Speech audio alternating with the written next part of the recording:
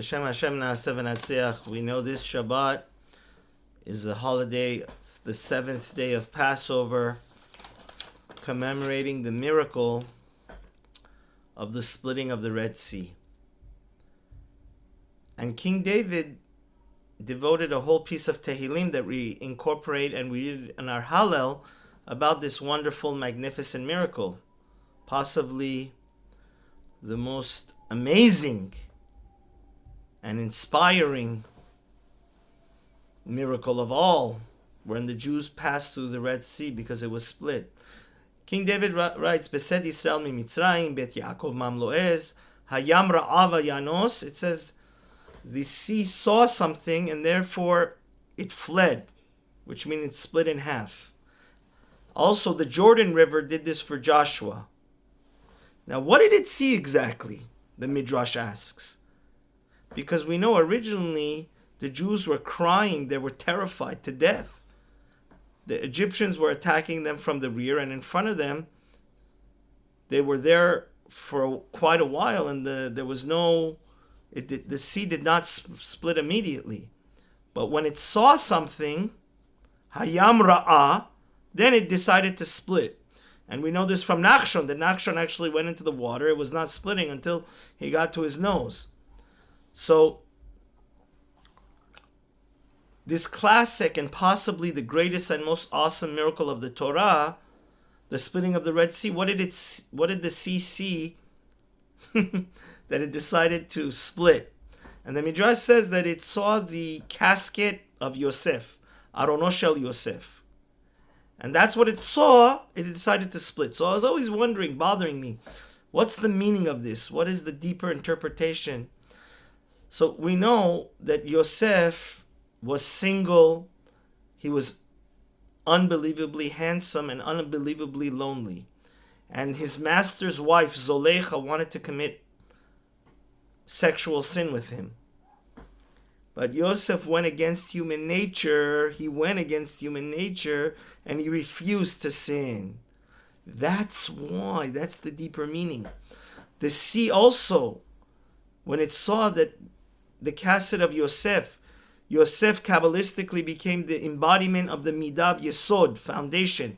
Because Sadik Yesod Olam, the Sadik is the foundation that's keeping up the world.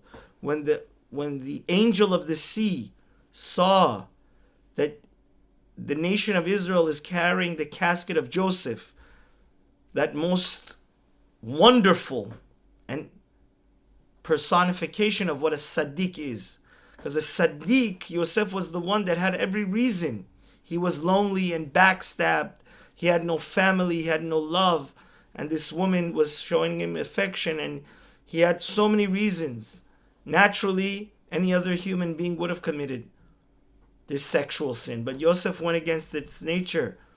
The angel of the sea also commanded the sea. He said, if this mere mortal of flesh and blood went against the sea, I should also go against my nature and open up in honor of the Jews.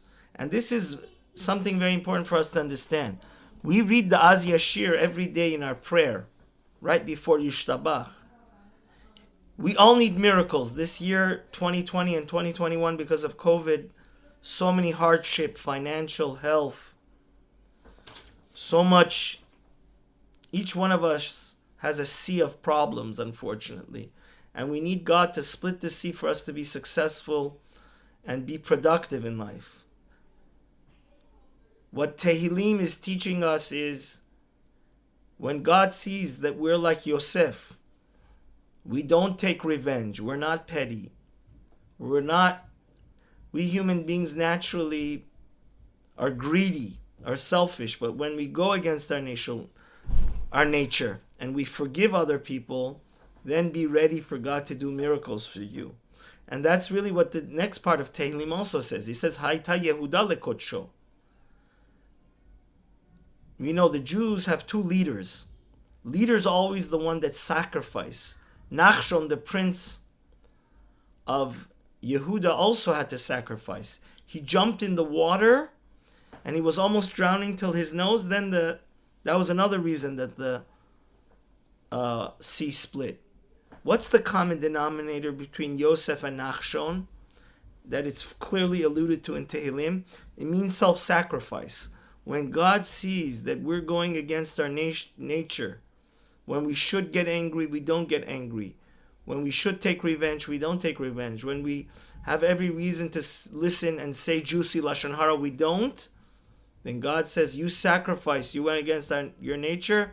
I'm also going to go against the nature of the world and make all your problems go away.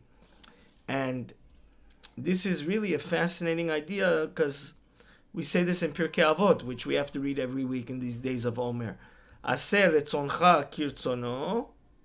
Aser retzono kirtzoncha. If you make God's will an initiative, your initiative, then God will make your initiative his initiative. When we are so caring to do God sacrifice, when we sacrifice, and go against our natural comfort and our natural human instincts in honor of God, then God will make our will his will. And we know God is not bound by any natural, he's supernatural. How do we become supernatural and deserve supernatural miracles? When we become supernatural. And it's interesting to know that twice, according to Kabbalah, the sea split in honor of Yosef, because Yehoshua was a Gilgul, was a reincarnation of Yosef. So again in Tehillim it says, Hayam Ra'ava Yanos Hayarden Yisov Lachor. When the Jews were also entering the nation of Israel, the land of Israel, through Yehoshua, which was a reincarnation of Yosef, again we see that the Jordan River, which was like the Mississippi River, was a very, very thick sea-like river, it also split. So we see that this is the idea that we can incorporate every day in our lives, that when we go against our nature, God also goes against the nature of the world, and may God fulfill all our heart's desires and everybody's problems go away, and God save us like he saved the Jews at the Red Sea. Amen.